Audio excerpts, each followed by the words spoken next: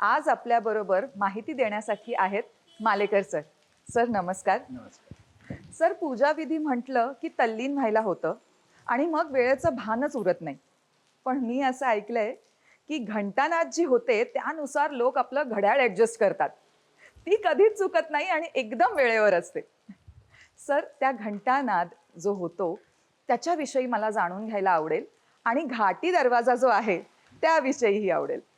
करवीर निवासिनी श्री महालक्ष्मी अर्थात आई अंबाबाईच्या मंदिर प्राकारामध्ये असलेला हा उत्तर दरवाजा याला घाटी दरवाजा म्हणून ओळखलं जातं.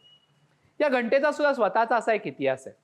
चिमाजी अप्पांनी वसई जिंकल्यानंतर तिथल्या लुटलेल्या पोर्तुगीज घंटा महाराष्ट्रातल्या अनेक देवस्थानांना अर्पण केल्या.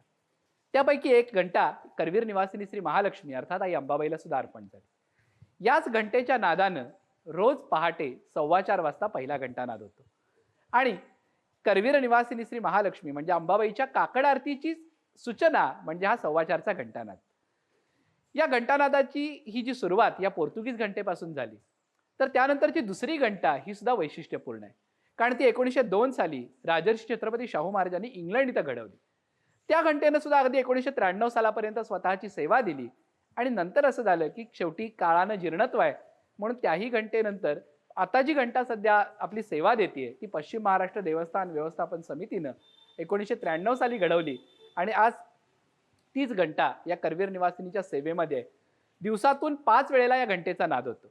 पहाटे 4:15 वाजता जो काकड आरतीसाठी असतो, सकाळी 8:30चा हा देवीच्या स्नानाची पूर्वसूचना म्हणून, 11:30 वाजता देवीच्या दुसऱ्या स्नानाची पूर्वसूचना म्हणून, रात्री 8 वाजता देवीच्या धूप आरतीची सूचना म्हणून आणि रात्री 10 वाजता शेजारतीची सूचना म्हणून.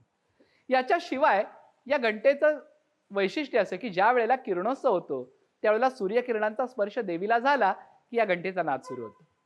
पुढे जाऊन ललिता पंचमीला ज्या वेळेला अंबाबाई टेमलाबाईला भेटून परत येत असते त्यावेळेला ती नगराच्या वेशीवरती आल्यानंतर आणि दसऱ्या दिवशी सोनं लुटून परत येताना अगदी परीट गल्लीच्या कोपऱ्यावरती आली की या घंटेचा नाद सुरू होतो. एकूण आई अंबाबाईच्या सगळ्या नित्योपचाराची सूचना देणारा एक दूत म्हणजे ही घंटा आणि तो त्या त्या ठराविक वेळेला होतो. इतकं त्याचं अचूकत्व अजूनपर्यंत सांभाळलं गेलं. सहप्रायोजक रेलिव्हेक्स ऑइंटमेंट आणि महेंद्र ज्वेलर्स, राजारामपुरी, कोल्हापूर.